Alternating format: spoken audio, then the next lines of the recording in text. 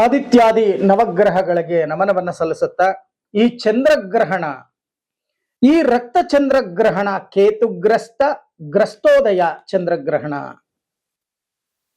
ಕೇತುಗ್ರಸ್ತ ಉದಯ ಚಂದ್ರಗ್ರಹಣದಿಂದ ದ್ವಾದಶ ರಾಶಿಗಳ ಮೇಲೆ ಯಾವ ರೀತಿ ಪರಿಣಾಮ ಬೀರುತ್ತೆ?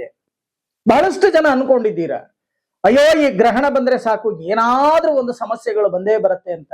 ಖಂಡಿತವಾಗಿ ಇಲ್ಲ. ಎಷ್ಟೋ ರಾಶಿಗಳಿಗೆ ಲಾಭದಾಯಕ, ಶುಭಕಾರಕ ಅಂತ ಕೂಡ ಹೇಳುತ್ತೆ ಈ ಗ್ರಹಣ ಅಂತಕ್ಕಂಥದ್ದು. ಇವತ್ತಿಗೂ ಕೂಡ ಸಿದ್ಧಿ ಪುರುಷರು ಈ ಗ್ರಹಣವನ್ನ ಉಪಯೋಗಿಸಿ ಸಿದ್ಧಿಯನ್ನ ಮಾಡ್ಕೊಳ್ತಕ್ಕಂಥದ್ದನ್ನ ನಾವು ನೋಡಿದ್ದೇವೆ, ಕೇಳಿದ್ದೇವೆ. ಚೆನ್ನಾಗಿ ಅರ್ಥ ಮಾಡ್ಕೊಳ್ಳಿ. ಗ್ರಹಣ ಅಂತಕ್ಕಂಥದ್ದು 12 ರಾಶಿಯಲ್ಲಿ ಶುಭ ಅಂತಕ್ಕಂಥ ಶುಭ ಫಲಗಳನ್ನ ತಂದು ಕೊಡ್ತಕ್ಕಂಥ ರಾಶಿ ಮಿಥುನ ರಾಶಿ, ತುಲಾ ರಾಶಿ, ಮೀನ ರಾಶಿ ಮತ್ತೆ ವೃಶ್ಚಿಕ ರಾಶಿ.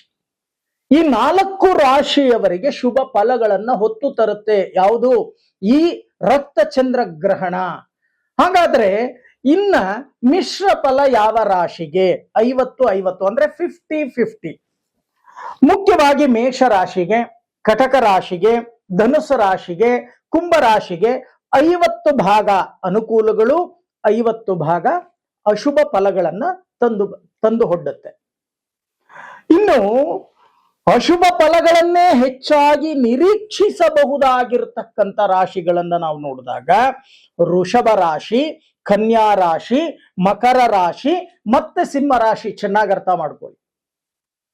ಹಾಗಾದ್ರೆ ಈ ಒಂದು ದ್ವಾದಶ ರಾಶಿಗಳಲ್ಲಿ ಯಾವ ಯಾವ ರಾಶಿಯವರಿಗೆ ಅನುಕೂಲಗಳು ಬರುತ್ತೆ ಅನ್ನೋದ್ರ ಬಗ್ಗೆ ನಾವು ನೋಡೋದು. ಆದ್ರೆ ಫಲಗಳನ್ನ ನೋಡ್ತಾ ಹೋದಾಗ ಮೊದಲಿಗೆ ಮೇಷ ರಾಶಿಗೆ, ಈ ಮೇಷ ರಾಶಿಯವರಿಗೆ ಬಹಳಷ್ಟು 50 ಅನುಕೂಲಗಳು, 50 ಭಾಗ ಅನುಕೂಲಗಳಂದ್ರೆ 50 ಭಾಗ ಅಶುಭ ಫಲಗಳನ್ನ ತಂದು ಕೊಡುತ್ತೆ. ಈ ಅಶುಭ ಫಲಗಳನ್ನ ನಾವು ಯಾವ ರೀತಿ ನಿರ್ಣಯವನ್ನ ಮಾಡ್ತೀವಿ ಅಂದ್ರೆ ಮನಸ್ಸಿನ ಕಾರಕ ಚಂದ್ರ ಮನಸ್ಸಿನ ಮೇಲೆ ದುಷ್ಟ ಪರಿಣಾಮಗಳನ್ನ ಬೀರ್ತಕ್ಕಂಥದ್ದು. ಅದರಲ್ಲೂ ಅಷ್ಟವರ್ಗಗಳು ಅಂತಕ್ಕಂಥದ್ದನ್ನ ಹೇಳಿರುತ್ತೆ, ಹರಿಷಡ್ ವರ್ಗಗಳು. ಈ ಹರಿಷಡ್ ವರ್ಗಗಳು ಅಧಿಕವಾಗಿ ಅದರಲ್ಲಿ ನಾನಾ ರೀತಿಯ ಸಮಸ್ಯೆಗಳು ಅಂತಕ್ಕಂಥದ್ದು, ಶತ್ರು ಬಾಧೆಗಳು ಅಂತಕ್ಕಂಥದ್ದು ಸೃಷ್ಟಿಯಾಗತ್ತೆ. ಜೊತೆಗೆ ಆರೋಗ್ಯದ ಕಡೆ ಗಮನವನ್ನ ಹರಿಸ್ತಕ್ಕಂಥ ಕೆಲಸವನ್ನ ಮಾಡಿ, ಜೊತೆಗೆ ಹಣಕಾಸಿನ ತೊಂದರೆಗಳನ್ನು ಕೂಡ ನೀವು ಅನುಭವಿಸಬೇಕಾಗತ್ತೆ. ಬುದ್ಧಿಮಾಂದ್ಯತೆ, ಸಕಾಲಕ್ಕೆ ಬುದ್ಧಿಶಕ್ತಿ ಅಂತಕ್ಕಂಥದ್ದು ಕೆಲಸ ಮಾಡಲ್ಲ. ಎಚ್ಚರಿಕೆ ವಹಿಸಿ ಪ್ರತಿನಿತ್ಯ ಧ್ಯಾನವನ್ನ ಮಾಡ್ತಕ್ಕಂಥ ಕೆಲಸವನ್ನ ಮಾಡಿ, ಆಗ ಅನುಕೂಲಗಳು ನಿಮಗೆ ಪ್ರಾಪ್ತಿಯಾಗತ್ತೆ. ಹಾಗಾದ್ರೆ ಈ ಗ್ರಹಣದ ದೋಷಯುಕ್ತ ಫಲಗಳನ್ನ ನಿವಾರಣೆಯನ್ನ ಮಾಡಬೇಕು ಅನ್ನೋದಾದ್ರೆ ನೀವೇನು ಮಾಡಬೇಕು? ಪ್ರತಿ ಸೋಮವಾರ ಶಿವಾಲಯಕ್ಕೆ ಹೋಗಿ ಬಿಲ್ವಾರ್ಚನೆಯನ್ನ ಮಾಡಿ ನಮಸ್ಕಾರವನ್ನ ಮಾಡತಕ್ಕಂತ ಕೆಲಸವನ್ನ ಮಾಡಿ. ಇನ್ನು ವೃಷಭ ರಾಶಿ, ಈ ವೃಷಭ ರಾಶಿಯವರಿಗೆ ಶುಭದಾಯಕವಾಗಿರ್ತಕ್ಕಂಥದ್ದು ಕಂಡು ಬರುತ್ತೆ. ಶುಭ ಅಶುಭ ಅಂತಕ್ಕಂಥದ್ದನ್ನ ನಾವು ಹೇಳೋದ್ರಲ್ಲಿ ಈ ವೃಷಭ ರಾಶಿಯವರಿಗೆ ಬಹಳಷ್ಟು ಹೆಚ್ಚಾದ ಅಶುಭ ಫಲಗಳು. ಬಹಳಷ್ಟು ಜನ ಏನು ಹೇಳ್ತಾರೆ ಅಂತಂದ್ರೆ, ಇಲ್ಲ ಗಜಕೇಸರಿ ಯೋಗ ಬರುತ್ತೆ, ನಿಮಗೆ ಅದು ಬರುತ್ತೆ, ಇದು ಬರುತ್ತೆ. ನಾನಾ ರೀತಿಯ ಒಂದು ಸೆಲ್ಫ್ ಮೀಡಿಯಾಗಳಲ್ಲಿ ಬಹಳಷ್ಟು ಜನ ಹೇಳ್ತಾ ಇದ್ದಾರೆ ವೃಷಭ ರಾಶಿಯವರಿಗೆ ಬಹಳಷ್ಟು ಅನುಕೂಲಗಳಾಗತ್ತೆ, ಈಗ ಆಗತ್ತೆ, ನಾಳೆ ಆಗತ್ತೆ, ನಾಡಿದ್ದಾಗತ್ತೆ. ಆದ್ರೆ ನಿಮ್ಮ ಜಾತಕಗಳನ್ನ ನೀವು ನೋಡ್ಕೊಳ್ಳಿ. ಈ ಗ್ರಹಣದ ಫಲ ಏನ್ ಹೇಳುತ್ತೆ ಅಂದ್ರೆ ಅಶುಭವನ್ನ ತಂದು ಕೊಡುತ್ತೆ.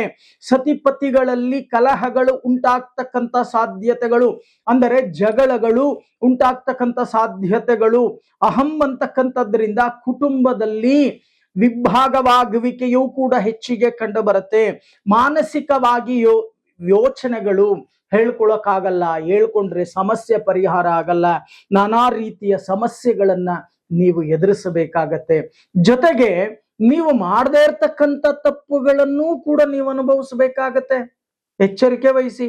ಆದ್ರೆ ಈ ಗ್ರಹಣದ ಮೋಕ್ಷಾದ ನಂತರ ನೀವೇನ್ ಮಾಡಬೇಕು? ಗ್ರಹಣದ ಸಮಯದಲ್ಲಿ ಚಂದ್ರಗ್ರಹೋ ಪರಾಗೋತ್ತ ಗ್ರಹ ಪೀಡಾಂ ವ್ಯಪೋಹತೋ ಅಂತ ಏನು ಶ್ಲೋಕ ಇದೆಯೋ ಆ ಶ್ಲೋಕವನ್ನ ಗ್ರಹಣ ಕಾಲದಲ್ಲಿ ಜಪವನ್ನ ಮಾಡಿ, ನಂತರ ಗ್ರಹಣದ ಮೋಕ್ಷದ ನಂತರ ಸ್ನಾನವನ್ನ ಮಾಡಿ, ನಿಮ್ಮ ಕುಲದೇವರಿಗೆ ತುಪ್ಪದ ದೀಪವನ್ನ ಹಚ್ಚಿ ದೀರ್ಘದಾಂಡ ನಮಸ್ಕಾರವನ್ನ ಮಾಡಿ, ಜೊತೆಗೆ ಸ್ವಲ್ಪ ಹುರುಳಿಕಾಳು, ಜೊತೆಗೆ ಚಿತ್ರವಸ್ತ್ರ, ಬಿಳಿ ಬಟ್ಟೆ, ಸ್ವಲ್ಪ ಹಕ್ಕಿ ಇದನ್ನ ದಾನವಾಗಿ ಕೊಟ್ಟು ಹತ್ತಿರದಲ್ಲಿ ಇರತಕ್ಕಂಥ ದೇವಾಲಯದಲ್ಲಿ ನಮಸ್ಕಾರವನ್ನ ಮಾಡಿ ಪ್ರತಿ ಸೋಮವಾರ ನೀವು ಮಾಡಬೇಕಾಗಿರ್ತಕ್ಕಂಥ ಕೆಲಸ ತಪ್ಪದೆ 40 ವಾರಗಳು ಎಡಬಿಡದೆ ನೀವು ಆಚರಣೆಯನ್ನ ಮಾಡಬೇಕು. ಪ್ರತಿ ಸೋಮವಾರ ಬಿಲ್ವಾರ್ಚನೆಯನ್ನ ಮಾಡಿ ಶಿವನನ್ನ ಪ್ರಾರ್ಥನೆಯನ್ನ ಮಾಡಿ, ಆಗ ಬರ್ತಕ್ಕಂಥ ದೋಷಗಳು ನಿವಾರಣೆ ಆಗುತ್ತೆ. ಇನ್ನು ಮಿಥುನ ರಾಶಿ, ಈ ಮಿಥುನ ರಾಶಿಯವರಿಗೆ ಶುಭ ಫಲಗಳನ್ನ ಹೇಳುತ್ತೆ ಗ್ರಹಣ. ಗ್ರಹಣ ಅಂದ ತಕ್ಷಣ ಅಯ್ಯೋ ಗ್ರಹಣ ಮುಚ್ಕೊಂಡ್ಬಿಡ್ತು ಅಂತಕ್ಕಂಥದ್ದಲ್ಲ. ಕೆಲ ರಾಶಿಯವರಿಗೆ ಅನುಕೂಲ ನೋಡಿ. ಮಿಥುನ ರಾಶಿಯವರಿಗೆ ಇಷ್ಟಕಾಮ್ಯಾರ್ಥ ಸಿದ್ಧಿಗಳು, ರಾಜಯೋಗಗಳು ಅಥವಾ ಭೂ ಲಾಭಗಳು, ಮಾಡ್ತಕ್ಕಂಥ ವ್ಯಾಪಾರ ವ್ಯವಹಾರಗಳಲ್ಲಿ ಅನುಕೂಲಗಳನ್ನ ಕೊಡ್ತಕ್ಕಂಥ ಒಂದು ಸಾಧ್ಯತೆಗಳು ಹೆಚ್ಚಾಗಿ ಕಂಡು ಬರುತ್ತೆ. ಯಾರ್ಯಾರಿಗೆ ವಿವಾಹವಾಗಿಲ್ವೋ ಕಂಕಣ ಭಾಗ್ಯ ಕೂಡಿ ಬರ್ತಕ್ಕಂಥ ಸಾಧ್ಯತೆಗಳು ಸಂಪೂರ್ಣವಾಗಿ ಕಂಡು ಬರುತ್ತೆ. ಜೊತೆಗೆ ನೀವು ಕೈ ಹಾಕಿರ್ತಕ್ಕಂಥ ಕೆಲಸ ಕಾರ್ಯದಲ್ಲಿ ಸಿದ್ಧಿಯನ್ನ ಪಡಿತಕ್ಕಂಥದ್ದು, ನಿರ್ವಿಘ್ನವಾಗಿ ಕೆಲಸ ಕಾರ್ಯಗಳಾಗ್ತಕ್ಕಂಥ ಸಾಧ್ಯತೆಗಳು ಕೂಡ ಹೆಚ್ಚಾಗಿ ಕಂಡು ಬರುತ್ತೆ. ಮಿತ್ರರಿಂದ ಸಹಾಯ, ಬಂಧು ಬಾಂಧವರಿಂದ ಸಹಾಯಗಳು ಹೆಚ್ಚಾಗ್ತಕ್ಕಂಥದ್ದು, ಬಹಳಷ್ಟು ಅಭಿವೃದ್ಧಿ ಅಂತ ಹೋಗ್ತೀರಾ. ಹೊಸ ಹೊಸ ಯೋಜನೆಗಳನ್ನ ರೂಪಿಸ್ತಕ್ಕಂಥ ಸಾಧ್ಯತೆಗಳು ಕೂಡ ಹೆಚ್ಚಾಗಿ ಕಂಡು ಬರುತ್ತೆ. ಹಾಗಂತ ನೀವು ಮನೆಯಲ್ಲೇ ಆಲಸ್ಯ ಮನೋಭಾವವನ್ನ ಇಟ್ಕೊಂಡ್ರೆ ಕೆಲಸ ಕಾರ್ಯಗಳು ಸರಿಯಾಗಿ ಆಗಲ್ಲ. ಬರ್ತಕ್ಕಂಥ ಶುಭ ಫಲಗಳನ್ನ ಕಳ್ಕೋತೀರಾ. ಆಲಸ್ಯವನ್ನ ಬಿಟ್ಟು ಪ್ರತಿನಿತ್ಯ ಪ್ರಾತಃ ಕಾಲದಲ್ಲಿ ಎದ್ದು ಸೂರ್ಯ ನಮಸ್ಕಾರವನ್ನ ಮಾಡತಕ್ಕಂತ ಕೆಲಸವನ್ನ ಯಾರು ಮಾಡ್ತೀರೋ ಅವರಿಗೆ ಶತಸಿದ್ಧ ಗ್ರಹಣದಿಂದ ಬರ್ತಕ್ಕಂಥ ಶುಭ ಫಲಗಳು. ಇನ್ನು ಕಟಕ ರಾಶಿ, ಈ ಕಟಕ ರಾಶಿಯವರಿಗೆ ಮಿಶ್ರ ಫಲ. ಗ್ರಹಣದಿಂದ ಮಿಶ್ರ ಫಲ ಏನಾಗತ್ತೆ? ಗ್ರಹಣದಿಂದ ಆರೋಗ್ಯದಲ್ಲಿ ವ್ಯತ್ಯಾಸಗಳಾಗ್ತಕ್ಕಂಥ ಸಾಧ್ಯತೆಗಳಿದೆ. ಪಿತ್ತ, ವಾತ, ಶರ್ಕರ ವ್ಯಾಧಿ, ಮೂಲವ್ಯಾಧಿಗಳು ಅಧಿಕವಾಗ್ತಕ್ಕಂಥ ಸಾಧ್ಯತೆಗಳಿದೆ. ರಕ್ತ ಸಂಬಂಧವಾದ ಕಾಯಿಲೆಗಳು ಉತ್ಪತ್ತಿ ಆಗ್ತಕ್ಕಂಥ ಸಾಧ್ಯತೆಗಳಿದೆ.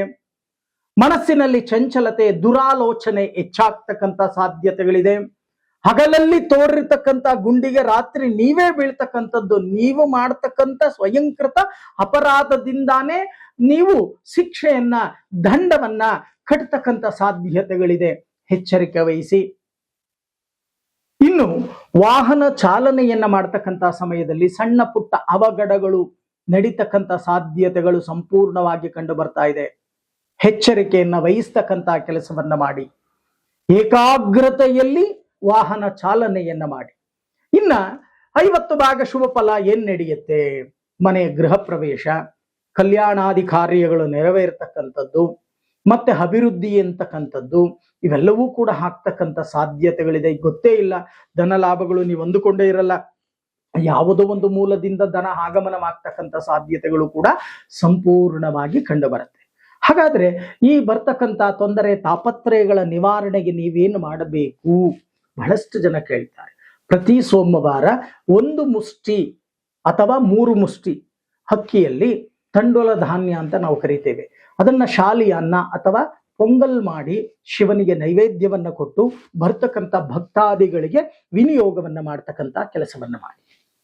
ಇನ್ನು ಸಿಂಹರಾಶಿ, ಈ ಸಿಂಹರಾಶಿಯವರಿಗೆ ಅಶುಭ ಫಲಗಳು ಅಂತಕ್ಕಂಥದ್ದು, ಅದರಲ್ಲಿ ಈ ಗ್ರಹಣ ಅಂತಕ್ಕಂಥದ್ದೇ ಸಿಂಹರಾಶಿಯಲ್ಲಿ ನಡೀತಾ ಇದೆ.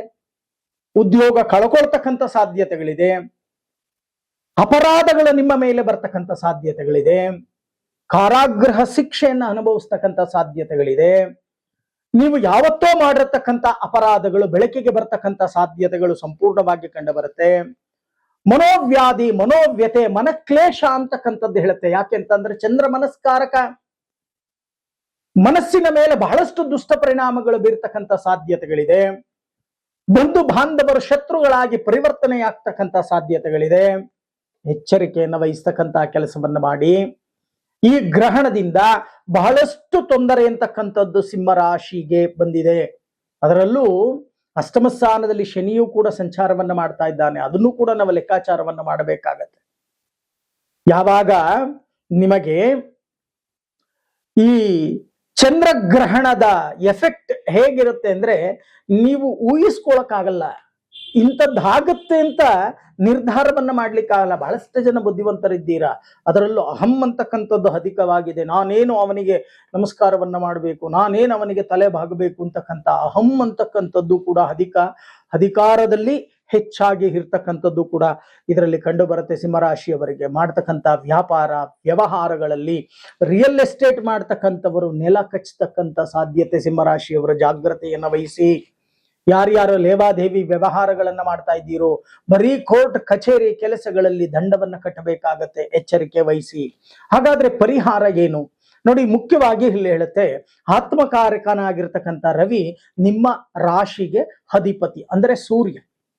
ಪ್ರತಿನಿತ್ಯ ಆದಿತ್ಯ ಹೃದಯ ಪಾರಾಯಣವನ್ನ ಮಾಡಿ ತ್ರಿಕಾಲ ಸೂರ್ಯ ನಮಸ್ಕಾರವನ್ನ ಮಾಡಬೇಕು. ಪ್ರಾತಃ ಕಾಲ ಗರ್ಭದಲ್ಲಿ ಬರ್ತಕ್ಕಂಥ ಸೂರ್ಯನನ್ನ, ಮಾಧ್ಯಾಹ್ನಿಕ ನೆತ್ತಿಯ ಮೇಲೆ ಬರ್ತಕ್ಕಂಥ ಸೂರ್ಯನನ್ನ, ಸಾಯಂಕಾಲದಲ್ಲಿ ಅಸ್ತಮ ಸೂರ್ಯನನ್ನ ದರ್ಶನವನ್ನ ಮಾಡಿ ದೀರ್ಘದಾಂಡ ನಮಸ್ಕಾರವನ್ನ ಮಾಡಬೇಕು. ಪ್ರತಿ ಭಾನುವಾರ ಗೋಧಿ ಪಾಯಸವನ್ನ ನೀವು ಮುಖ್ಯವಾಗಿ ಕಣ್ಣಿಲ್ದೇ ಇರತಕ್ಕಂಥ ಅಂಧ ಮಕ್ಕಳಿಗೆ ವಿನಿಯೋಗವನ್ನ ಮಾಡಬೇಕು. ಜೊತೆಗೆ ಗ್ರಹಣದ ಶಾಂತಿಗಳನ್ನ ನಿಯಮಬದ್ಧವಾಗಿ ಆಚರಣೆಯನ್ನ ಮಾಡಬೇಕು. ಗ್ರಹಣ ಕಾಲದಲ್ಲಿ ಇಷ್ಟನ್ನ ನೀವು ಮಾಡಿದರೆ ಅನುಕೂಲಗಳು, ಬರ್ತಕ್ಕಂಥ ತೊಂದರೆ ತಾಪತ್ರಯಗಳು ಸ್ವಲ್ಪ ಮಟ್ಟಿಗೆ ಕಮ್ಮಿ ಆಗತ್ತೆ. ಇನ್ನು ಕನ್ಯಾ ರಾಶಿ, ಈ ಕನ್ಯಾ ರಾಶಿಯವರಿಗೆ ಅಶುಭ ಫಲಗಳು ಅಂತಕ್ಕಂಥದ್ದು ಅಧಿಕ. ಈಗಾಗಲೇ ತತ್ತರಿಸಿ ಹೋಗಿದ್ದೀರಾ ಈ ಗ್ರಹಣದ ಎಫೆಕ್ಟ್ ಕೂಡ ಅಂತಕ್ಕಂಥದ್ದು.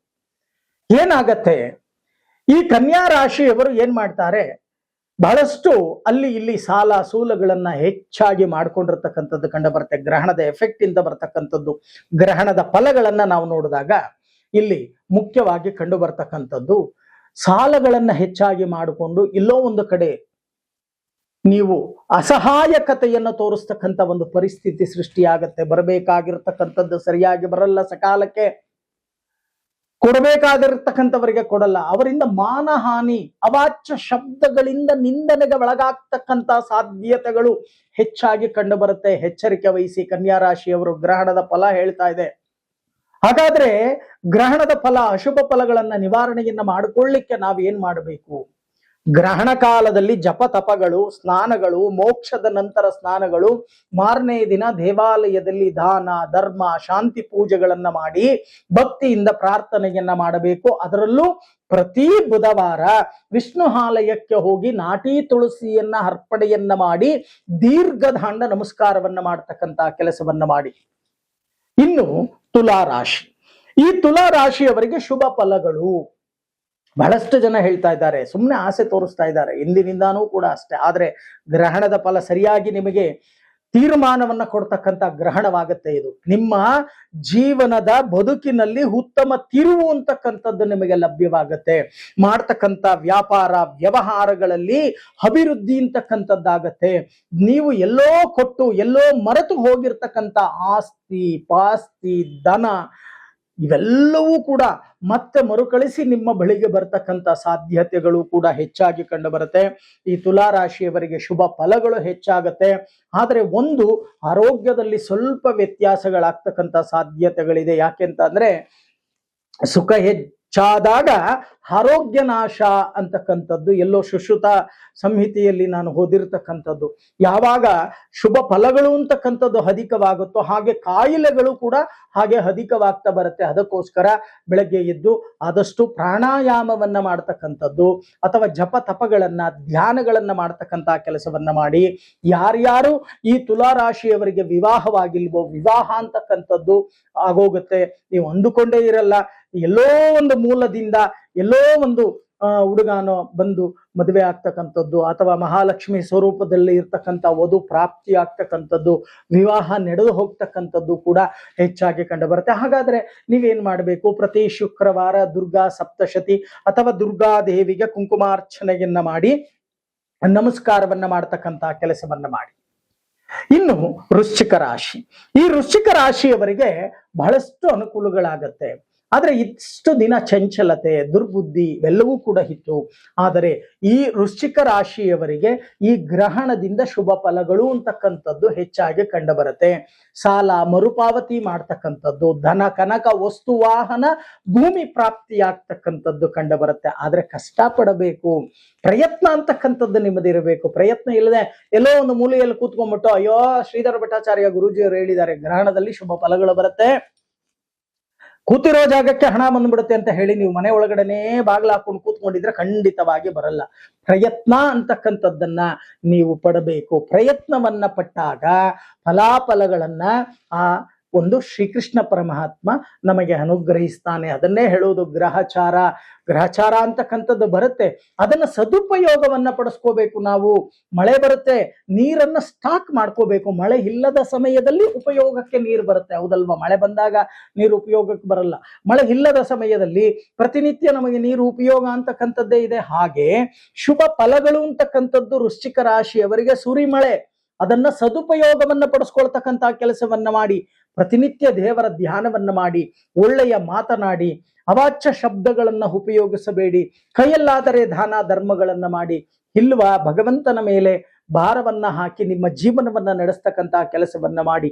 ಆದರೆ ಒಂದೇ ಒಂದು ವಿಚಾರವನ್ನ ನಾನು ನಿಮಗೆ ಹೇಳ್ತೇನೆ, ನೀವು ಅಂದುಕೊಂಡೇ ಇರಲ್ಲ, ಐಶ್ವರ್ಯ ಪ್ರಾಪ್ತಿ, ಸುಖ ಪ್ರಾಪ್ತಿ ಅಂತಕ್ಕಂಥದ್ದನ್ನ ಈ ಗ್ರಹಣದ ಶುಭ ಫಲಗಳು ಹೇಳ್ತಾ ಇದೆ. ಹಾಗಾದ್ರೆ ನೀವೇನ್ ಮಾಡಬೇಕು? ಪ್ರತಿ ಮಂಗಳವಾರ ಸುಬ್ರಹ್ಮಣ್ಯನಿಗೆ ನಮಸ್ಕಾರವನ್ನು ಮಾಡ್ತಕ್ಕಂಥ ಕೆಲಸವನ್ನ ಮಾಡಿ. ಇನ್ನು ಧನುಸ್ಸು ರಾಶಿ, ಈ ಧನುಸ್ಸು ರಾಶಿಯವರಿಗೆ ಮಿಶ್ರ ಫಲ. 50 ಭಾಗ ಅಶುಭ ಫಲಗಳು, 50 ಭಾಗ ಶುಭ ಫಲಗಳು. ನೀವು ಮಾಡ್ತಕ್ಕಂಥ ವ್ಯಾಪಾರ ವ್ಯವಹಾರದಲ್ಲಿ ಅಭಿವೃದ್ಧಿ ಅಂತಕ್ಕಂಥದ್ದನ್ನ ನೋಡ್ತೀರಾ. ಆದ್ರೆ ಆ ಒಂದು ಅಭಿವೃದ್ಧಿಯಲ್ಲೂ ಕೂಡ ಗೊಂದಲ, ಆ ಗೊಂದಲಗಳನ್ನ ನಿವಾರಣೆಯನ್ನ ಮಾಡ್ಕೋಬೇಕು. ಒಳ್ಳೆಯ ಬುದ್ಧಿಶಕ್ತಿ ನಿಮಗೆ ಅಧಿಪತಿ ಧನುಸ್ಸು ರಾಶಿಯವರಿಗೆ ಗುರು, ವಿದ್ಯಾಕಾರಕ ಪಿತೃಕಾರಕ ಗುರು, ಹೌದಲ್ವಾ? ಆದ್ರೆ ಒಳ್ಳೆಯ ಬುದ್ಧಿಶಕ್ತಿಯನ್ನ ಉಪಯೋಗಿಸಿ ನೀವು ಈ ಕೆಲಸ ಕಾರ್ಯಗಳನ್ನ ಮಾಡಿಕೊಂಡಾಗ ಶುಭ ಫಲಗಳು ಅಂತಕ್ಕಂಥದ್ದು ಪ್ರಾಪ್ತಿಯಾಗತ್ತೆ. ಒಂದು 50 ಭಾಗ ಐಶ್ವರ್ಯ ವೃದ್ಧಿ ಆಗ್ತಕ್ಕಂಥದ್ದು ಕೂಡ ಕಂಡು ಬರುತ್ತೆ. ಆದ್ರೆ ಆರೋಗ್ಯದಲ್ಲಿ ವ್ಯತ್ಯಾಸಗಳು, ಉದರ ಬಾಧೆ ಅಂದ್ರೆ ಹೊಟ್ಟೆ ಒಳಗಡೆ ಇರ್ತಕ್ಕಂಥ ಯಾವುದೋ ಒಂದು ಸಮಸ್ಯೆಯನ್ನ ನೀವು ಅನುಭವಿಸಬೇಕಾಗತ್ತೆ. ಶರ್ಕರ ವ್ಯಾಧಿ, ಅರ್ಬುದ, ರಕ್ತ ಪಿತ್ತಾದಿಗಳು ವೇರಿಯೇಷನ್ ಆಗ್ತಕ್ಕಂಥ ಸಾಧ್ಯತೆಗಳಿದೆ. ಎಚ್ಚರಿಕೆಯನ್ನು ವಹಿಸ್ತಕ್ಕಂಥ ಕೆಲಸವನ್ನ ಮಾಡಿ. ಈ ಗ್ರಹಣ ಕಾಲದಲ್ಲಿ ಮೋಕ್ಷದ ನಂತರ ಸ್ನಾನವನ್ನ ಮಾಡಿ, ದೇವರಿಗೆ ತುಪ್ಪದ ದೀಪವನ್ನ ಹಚ್ಚಿ, ಯಥಾನುಶಕ್ತಿ ದಾನ ಧರ್ಮಗಳನ್ನ ಮಾಡ್ತಕ್ಕಂಥ ಕೆಲಸವನ್ನ ಮಾಡಿ. ಪ್ರತಿ ಗುರುವಾರ ರಾಘವೇಂದ್ರರಿಗೆ, ಶಿರಡಿ ಸಾಯಿನಾಥರಿಗೆ ಅಥವಾ ಗುರು ದತ್ತಾತ್ರೇಯರಿಗೆ ನಮಸ್ಕಾರವನ್ನ ಮಾಡ್ತಕ್ಕಂಥ ಕೆಲಸವನ್ನ ಮಾಡ್ತಾ ಬನ್ನಿ. ಆಗ ನಿಮಗೆ ಅನುಕೂಲಗಳು ಅಂತಕ್ಕಂಥದ್ದು ನಿಮಗೆ ಪ್ರಾಪ್ತಿಯಾಗತ್ತೆ. ಆದರೆ ಪ್ರಯತ್ನ ಅಂತಕ್ಕಂಥದ್ದನ್ನ ಪಟ್ಟಾಗ ಮಾತ್ರ ಅನುಕೂಲಗಳು ಶತಸಿದ್ಧ. ಇನ್ನು ಮಕರ ರಾಶಿ, ಈ ಮಕರ ರಾಶಿಯವರಿಗೆ ಅಶುಭ ಫಲಗಳು ಹೆಚ್ಚಾಗತ್ತೆ. ಮೊದಲೇ ಕೋಪ, ಮನಸ್ಸು ಚಂಚಲತೆ, ಏಕಾಗ್ರತೆ ಅಂತಕ್ಕಂಥದ್ದಿಲ್ಲ. ಮನಸ್ಸು ಏನ್ ಮಾಡ್ಬೇಕು ಅಂತಕ್ಕಂಥದ್ದು ಅರ್ಥ ಆಗ್ತಾ ಇಲ್ಲ. ಅಂದ್ರೆ ಈಗಾಗಲೇ ಅಲ್ಲಿ ಇಲ್ಲಿ ಸಾಲ ಸೂಲಗಳನ್ನ ಮಾಡ್ಕೊಂಡಿದ್ದೀರಾ, ಇನ್ನು ಮುಂದಕ್ಕಾದ್ರೂ ಅನುಕೂಲಗಳಾಗುತ್ತೇನೋ ಅಂತ ಆಕಾಂಕ್ಷೆಗಳನ್ನ ಇಟ್ಕೊಂಡಿದ್ದೀರಾ. ಬರ್ತಕ್ಕಂಥ ಹಣ ಸರಿಯಾಗಿ ನಿಮಗೆ ಉಪಯೋಗಕ್ಕೆ ಬರ್ತಾ ಇಲ್ಲ, ಬಂದರೂ ಕೂಡ ಸಾಕಾಗ್ತಾ ಇಲ್ಲ. ಎಲ್ಲೋ ಒಂದು ಕಡೆ ಸಾಲ ಮಾಡೋದು, ತಿಂಗಳಾದ ತಕ್ಷಣ ಸಾಲ ಮಾಡೋದು, ಆ ಸಾಲವನ್ನ ತೀರಿಸುವುದು, ಇನ್ನೊಂದು ಕಡೆ ಸಾಲ ಮಾಡೋದು, ಈ ಸಾಲವನ್ನ ತೀರಿಸ್ಲಿಕ್ಕೆ. ಹೀಗೆ ಸಾಲದ ಬಾಧೆ ಅಂತಕ್ಕಂಥದ್ದು ಕಿತ್ಕೊಂಡು ತಿಂತಕ್ಕಂಥ ಸಾಧ್ಯತೆಗಳಿದೆ. ಎಚ್ಚರಿಕೆ ವಹಿಸಿ. ಈ ಮಕರ ರಾಶಿಯವರು ಬಹಳಷ್ಟು ಆಸ್ತಿ ಪಾಸ್ತಿಗಳ ವಿಚಾರದಲ್ಲಿ ಎಚ್ಚರಿಕೆಯನ್ನ ವಹಿಸಿ. ಶತ್ರು ಬಾಧೆಗಳು ಅಧಿಕವಾಗ್ತಕ್ಕಂಥದ್ದು. ಹಿತಶತ್ರು, ಅಹಿತಶತ್ರು, ಕ್ರೂರ ಶತ್ರು, ನೀಚ ಶತ್ರು, ಈ 4 ವಿಧವಾದ ಶತ್ರು ಬಾಧೆಗಳು ನಿಮಗೆ ಕೆಲಸ ಮಾಡುತ್ತೆ.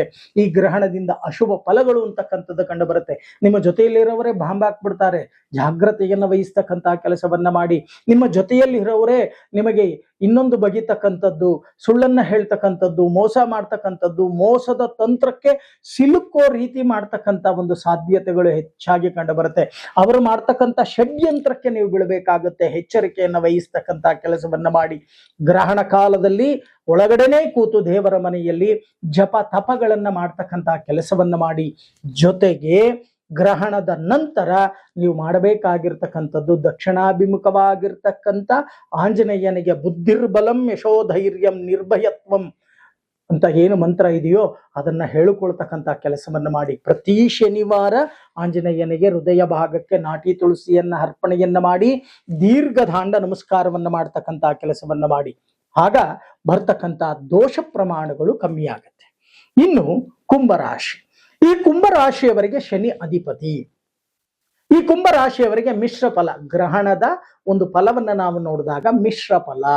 ಈ ಮಿಶ್ರ ಫಲ ಅಂತಕ್ಕಂಥದ್ದು ಈಗಾಗಲೇ ಬಹಳಷ್ಟು ತತ್ತರಿಸ್ತಾ ಇದ್ದೀರಾ. ಗೊಂದಲಮಯವಾದ ಒಂದು ವಾತಾವರಣ, ನಿಮಗೆ ಏನಾಗುತ್ತೋ ಅನ್ನೋ ಆತಂಕ. ಈ ಆತಂಕವನ್ನ ಮೊದಲು ಬಿಡಿ. ಏನೋ ಒಂದು ಆಗತ್ತೆ, ಭಗವಂತನ ಮೇಲೆ ದಯೆಯನ್ನ ಇಟ್ಟು ಭಕ್ತಿಯಿಂದ ಪ್ರಾರ್ಥನೆಯನ್ನ ಮಾಡಿ ಅವನಿಗೆ ಎಲ್ಲವನ್ನು ಒಪ್ಪಿಸಿ, ಭಗವದಾಜ್ಞೆಯ ನಾನು ಮಾಡ್ತೀನಿ ಅಂತ ಹೇಳ್ಕೊಳಕ್ ಹೋಗ್ಬೇಡಿ, ಎಲ್ಲ ಭಗವಂತ ಮಾಡ್ತಾನೆ, ಅವನು ಹಿಟ್ಟಾಗತ್ತೆ ಅಂತ ಹೇಳಿ ಅವನ ಮೇಲೆ ಭಾರ ಹಾಕಿ ಜೀವನವನ್ನ ನಡೆಸ್ತಕ್ಕಂಥ ಕೆಲಸವನ್ನ ಮಾಡಿ. ಆರ್ಥಿಕ ಪರಿಸ್ಥಿತಿ ಸ್ವಲ್ಪ ಬಿಕ್ಕಟ್ಟಾಗಿದೆ ನಿಜ, ಆದರೆ ಭಗವಂತ ಹುಣ್ಣೋಕೆ ತಿನ್ನೋಕೆ ನಿಮಗೆ ಕಮ್ಮಿ ಮಾಡಲ್ಲ. ಯಾಕೆ ಅಂತಂದ್ರೆ ಮಿಶ್ರ ಫಲ, ಗ್ರಹಣದಿಂದ ಮಿಶ್ರ ಫಲ ಅಂತಕ್ಕಂಥದ್ದು. ಮತ್ತೆ ಇನ್ನೊಂದು, ಶತಭಿಷ ನಕ್ಷತ್ರದಲ್ಲಿ ರಾಹು ಸಂಚಾರವನ್ನ ಮಾಡೋಕೆ ಪ್ರಾರಂಭವನ್ನ ಮಾಡ್ತಾನೆ. ಶತಭಿಷ ನಕ್ಷತ್ರದವರು ಜಾಗೃತೆಯನ್ನ ವಹಿಸಿ. ಯಾಕೆ ಅಂತಂದ್ರೆ ಕುಂಭರಾಶಿಯವರಿಗೆ ಶತಭಿಷ ನಕ್ಷತ್ರ ಕುಂಭರಾಶಿಯವರಿಗೆ ಗ್ರಹಣದ ಫಲ ಅಂತಕ್ಕಂಥದ್ದು ಏನಿದೆಯೋ ಅದು ಅಶುಭ ಫಲಗಳಾಗತ್ತೆ, ಅಪಘಾತಗಳಾಗ್ತಕ್ಕಂಥ ಸಾಧ್ಯತೆ. ಏನು ಅಪಘಾತ ಅಂತಂದ್ರೆ ನಿಮ್ಮ ಜೀವನದಲ್ಲಿ ವಾಹನದಲ್ಲೇ ಅಪಘಾತಗಳಾಗಬೇಕು ಅಂತಕ್ಕಂಥದ್ದೇನಿಲ್ಲ.